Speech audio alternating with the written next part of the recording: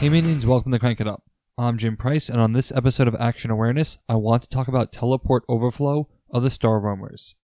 This is a very intriguing card for the Star Roamers because it does a lot and is almost an amalgamation of Do-Over and Blossom. Teleport Overflow states, return one of your minions to its owner's hand. Reveal any number of minions with the same name from your hand, and play them as extra minions. Notice the period between hand and reveal. This prevents the two abilities from being linked together. Your ability to do the second is not dependent on the first. Since extra plays are optional, you could just return a minion, though it's rare that you would not want to play it.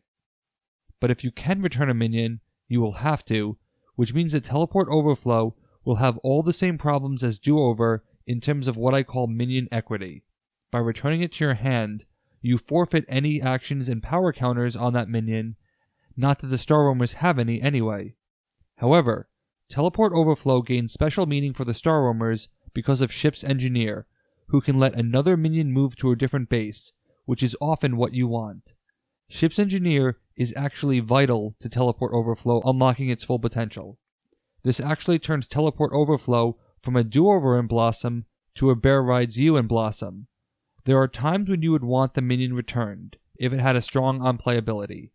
But most often, I would think that you would want to have a combined move and swarm play that generates a lot of power on an unexpected base, and there are quite a few ways to facilitate that.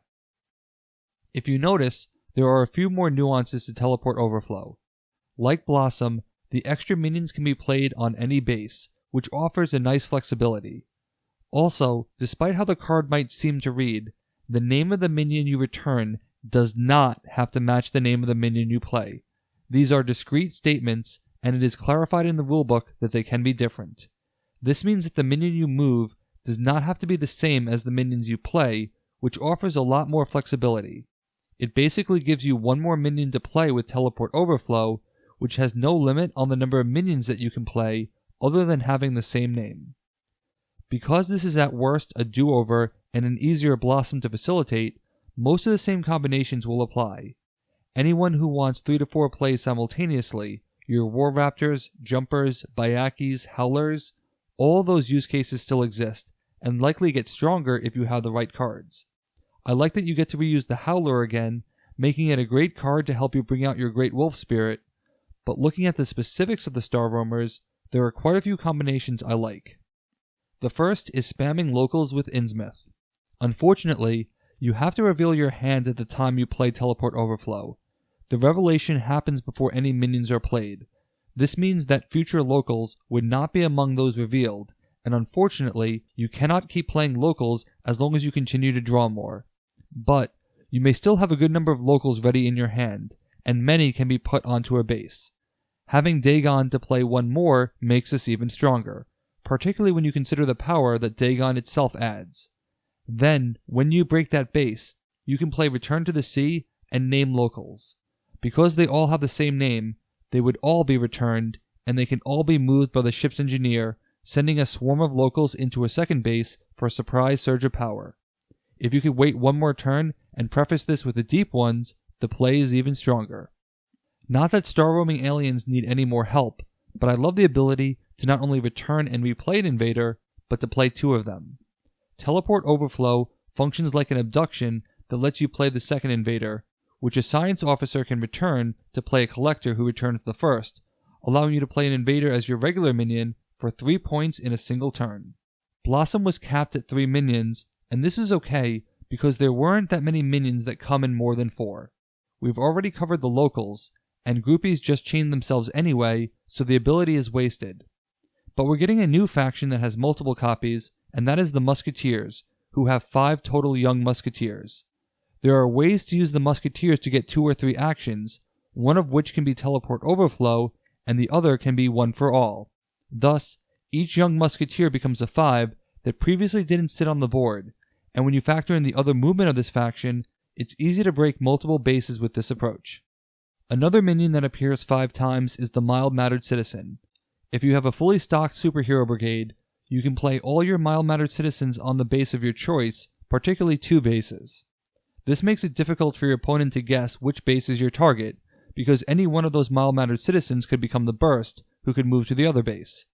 Or you could deliberately target both, because with Justice Friends, you're adding 7 power per hero to their respective bases, and you still have your regular minion play. Don't forget about Captain Amazing's boost as well.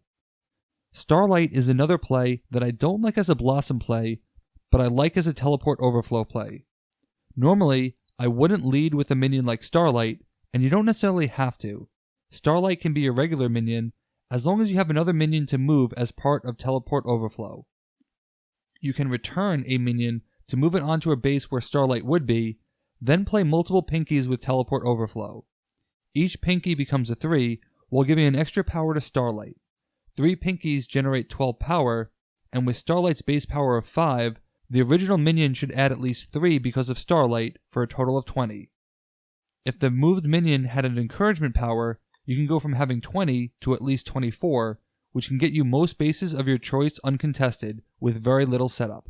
I don't like to mention robots often, but Zapbot is a minion that I would actually like to return and play again with its Zapbot brethren. Because the Zapbots are resolving from Teleport Overflow and not chaining into each other, you get 4 extra minions of power 2 or less. You've got Fixers, Reclaimers, the Alpha, even 2 Microbot guards that can take out 2 high-powered minions unexpectedly. By planning to return the Zapbot, you get to use it to play an extra minion on a previous turn, which could mean an extra card for Tech Center, which helps you have the cards to facilitate such a massive drop in minions. And because of the fact that you can play them anywhere, the usual multi-base Microbot Alpha strategy works really well here. Even for just the Star Roamers themselves, I like this as an 8 power Ensign drop, plus movement.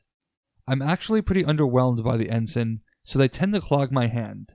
Teleport Overflow becomes a convenient way to dump them all at once. Because of the Science Officer, it's actually fairly easy to use the Ensigns as your starter minion, only to replace them with more powerful minions.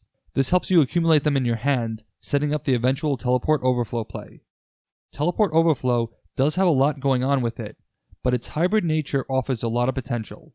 Sometimes you will return the minion, other times you'll move it. You can create some great power swings by playing minions all at once, where you are only bound by the quantities of that minion name in your hand.